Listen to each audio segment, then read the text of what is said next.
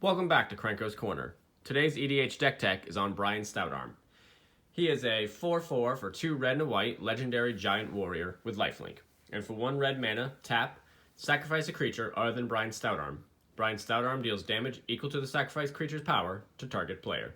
The main theme in this deck is going to be stealing our opponent's creatures, using them against them during the attack phase, and then sacrificing them with Brion to throw them back at their face for more damage. Once we've gained enough life using this, we're going to use Aetherflux Reservoir to end the game. But we still have a few other things in this deck that are surprises as well. Let's get into the deck. Starting off first, of course, we have Soul Ring for mana ramp, Mind Stone for ramp and drawing a card, Expedition Map allowing us to sacrifice it and go get a land, Talisman of Conviction allows us to get some color fixing when we need it, and since we'll have extra life, it won't be bad. Armillary Sphere, allowing us to get 2 basic lands. We'll probably get 1 of each. Wayfarer's Bauble, also to sacrifice it, get some basic land. Getting into our equipment, we have Colossus Hammer. We get that +10/+10 and lose flying. Now that high equip cost, we have something to work with in the deck, so we don't have to worry about that. Swiftfoot Boots, just to protect Brion, so he has hexproof, and haste if we do get to pull him off on turn 3 or 4. Lightning Greaves, giving us haste and shroud as well. Sunforger, just being able to grab any red or white instant card with CMC 4 or less, and play that without paying its mana cost. We've got plenty of options in the deck, so it just gives us some more utility. Bone Horde, a card I think a lot of people don't see play on, but in this one it's great because it's going to be all those cards we've now thrown and sacrificed, and now they're going to be used against them. Nim Deathmantle, being able to turn a creature back into a zombie and be able to use it again. Norn's Annex, just being able to have a little bit of extra protection in our deck. And of course, Aetherflux Reservoir. After we've gained all that extra life, we'll use it to Death Star everyone. Getting into our enchantments, Martyr's Bond. Having another permanent enter the battlefield, when it's put in the graveyard, each opponent sacrifices a permanent that shares a card type with it. So if we get rid of a creature, all of our opponents are going to get rid of another. Now this may clear the field in certain cases, but if it's enchantments or other things like that, it will help us as well. Authority of the Consuls, making sure their creatures come in tapped and that we're also gaining life, but being able to steal them since they won't be able to use them. Oblivion Ring, just in case Brion isn't online, we can shut something else down. Ghostly Prison, another way to give us some defense by making it cost more for them to attack us. We're just going to steal their creatures anyway. Flame Shadow Conjuring, whenever another non-token creature enters the battlefield under control, all we need to do is pay 1 red mana, so we keep this open often.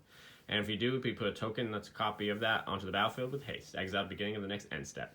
So that way, if it's not our turn, we do have some protection, but if it is our turn, we can do so. We'll make an extra copy of it and be able to activate Brion's ability.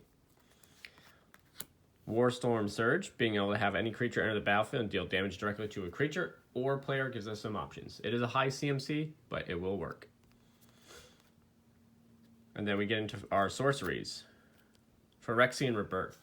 If we're into pickle, we'll destroy all the creatures and then get an XX horror, where all the number of creatures destroyed this way. If we can protect Brion, we'll get this huge horror, and then we'll attack with it and then throw it to somebody else's face. This can end the game.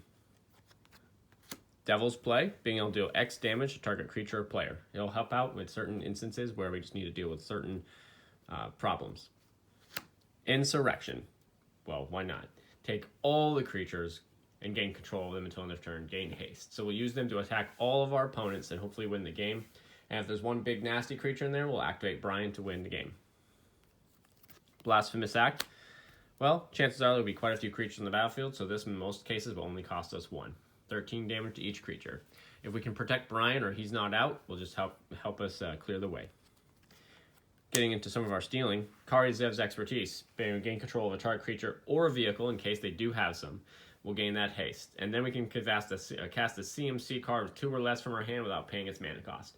In case we haven't gotten some of our ramp online, we could get some of those artifacts out or some other things in our deck. Traitor's Blood.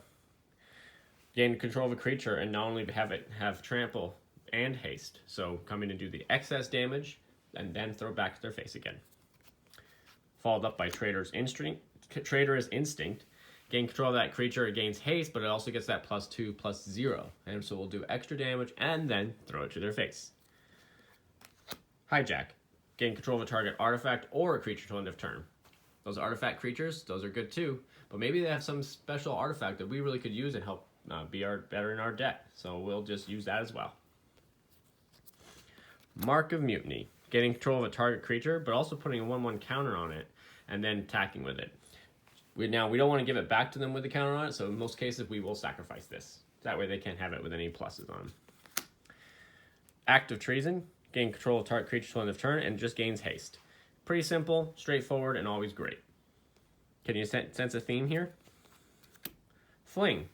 In case Brion isn't online, we do have an extra option here with the regular old Fling. Word of Seasoning. Word of Seasoning. Well, we'll put some little salt and pepper on there. It'll be definitely spicy. So, with split second on this, we'll gain control of a permanent without anybody being able to counter it with that split second ability. Act of Aggression, just in case we can use our life, since we'll have some extra to gain control of another creature. And, of course, who doesn't want Phyrexian? Return to Dust. Exile a target artifact or enchantment. If you cast a spell during your main phase, exile up to one more target artifact or enchantment. If there's problem artifacts or enchantments on the battlefield where we're facing off against 1, 2, or 3 opponents, we have some options. Swords to Plowshares, exiling a creature, and they gain life equal to its power. We're not worried about them gaining some excess life, even if it's a higher strength creature. We're going to just throw stuff at their face anyway. So, more often than not, if Brion's not online, we won't even need this. Path to Exile, being an exile creature, and then we'll give him a basic land, but that's okay. It takes care of some problems. Orem's Thunder, being able to destroy a target artifact or enchantment, and then if we kick it, deal that damage right back to the target creature, in case there's some other problem we're not ready for. Condemn, keep this white mana open, that way during the attacking phase, we can just put that creature right in the bottom. Even if they do gain some life, we'll be okay. Heartwarming Redemption, a newer card put into the deck. This helps us get some drawback. We discard all the cards in our hand, then draw that many cards +1. And then we'll gain life equal to the number of cards in our hand. So we get some life, gets us some cards, and it does help either way. Getting into our creatures, one of our pieces of our combo that does so much is Stalking Vengeance. Giving us haste, and whenever another creature controlled dies, it deals damage equal to its power to target player. Since we're going to be stealing all of their creatures, we'll not only do damage from that, we'll do more damage from that, and it's great. So we'll use this in many combinations in the deck. And we have plenty of creatures of our own that we can use. Followed up with Calamity Bearer. A newer addition to the deck, and it's excellent because every time you activate Brion's ability, you double that damage. And you'll see another card in here soon that will allow us to do 80 damage in one single throw. Arnie Brokenbrow. Also another card we just recently added to the deck, because being able to boast him for simply just 1 is amazing, and there is a combination here to allow him to go up to over 40 power and throw him right back at their face. Handwear Garrison, we also have the land to do the melding, just for fun, but being able to have some extra tokens always helps. Molten Primordial, well, it's basically another trader card on him, but we get a lot of creatures. Captivating Crew, why don't you come over to our side? Again, being able to activate this even more than once in a turn, it's great. Horde Smelter Dragon. Be able to destroy a problematic artifact, have a flying creature for defensive or offensive abilities. And there's plenty of artifacts we can use this on. Feldon of the Third Path. Being able to put an extra copy of a token on there, except a top of creature card, except it's an artifact in addition to other type, just gives us another ability in a graveyard, well, ours rather, to throw some more options out there. So in case they did take care of one of our creatures that we really needed, this gives us another option. Zealous Conscripts. Gain control of another target permanent until end of turn. We may not always take a creature. Maybe there's a planeswalker they have. Maybe there's an enchantment that's causing a lot of problems. Either way, it helps.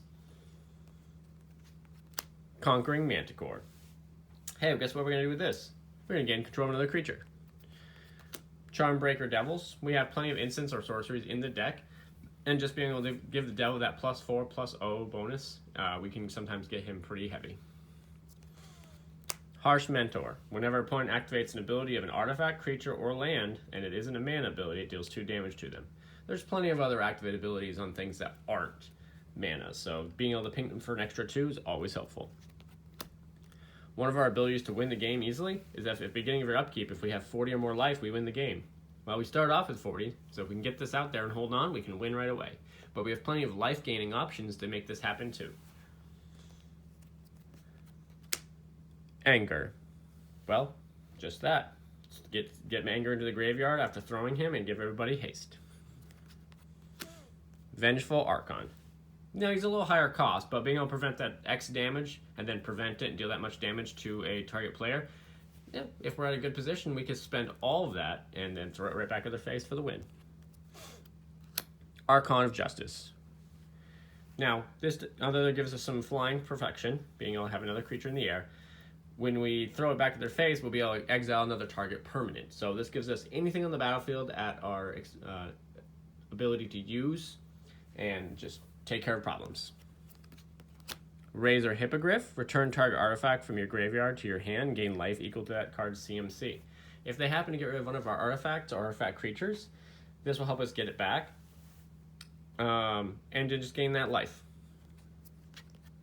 Realm Cloak Giant. Being able to have a board wipe on that adventure, and then also have a big 7/7 vigilant creature as well. Always helps. Grand Abolisher. That way on our turn, our opponents can't cast spells or activate abilities, artifacts, creatures, or enchantments. Just helps slow them down so they can't counter our big things. And one of our other combo pieces to win the game, Evra, Halcyon Witness. She's a 4/4 for 6 with lifelink, and for 4 mana, you can exchange your life total with Evra, Halcyon Witness's power. So oftentimes what we'll do is we'll spend the 4 mana, making her a 40 power, 4 toughness creature. We'll attack with her on the lifelink, gaining that 40 life, going way back up to where we need to be, safety. Then, with Stalking Vengeance on the battlefield, and Brion will take her and then throw her at an opponent for another 40 damage. Then, another 40 damage will trigger from Stalking Vengeance. This is a very powerful combo, and we can end the game by killing 3 opponents at once. And if you also add in Calamity Bearer in there, you'll double that giant damage from Brion and go up to well over 80 to 100 plus life. And if that doesn't help, Aetherflux Reservoir can use your life to Death Star somebody again. This combo I have pulled off and is absolutely ridiculous when you throw it to 3 people. It's amazing and has to be in this deck no matter what. Dwergar Hedgemage, being able to have the option of being able to destroy a target artifact or destroy enchantment, or maybe even both. Gotta have protection.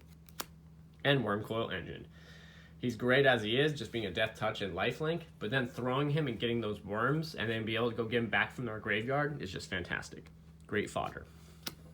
And Solemn Simulacrum, also known as Sad Robot. Great in all decks. We're going to be able to get our basic land, and we're going to use them as sacrifice fodder just to be able to draw cards, keep our hand full. And Artisan of Kozilek. Now he is a higher cost card, being 9 mana, but he's great. We'll be able to get a creature card from our graveyard to the battlefield, and then have Annihilator on there is amazing. Getting into our lands, we have Temple of Triumph, having some Scry. Battlefield Forge, even though it's going to deal damage to us, we'll still be fine. Sacred Foundry, that's okay to shock ourselves to get the mana. Inspiring Vantage. Needle Spires, we'll get ourselves a man land, and we can also use that with Double Strike to have some more damage on the stack. Boros Guildgate, Stone Quarry,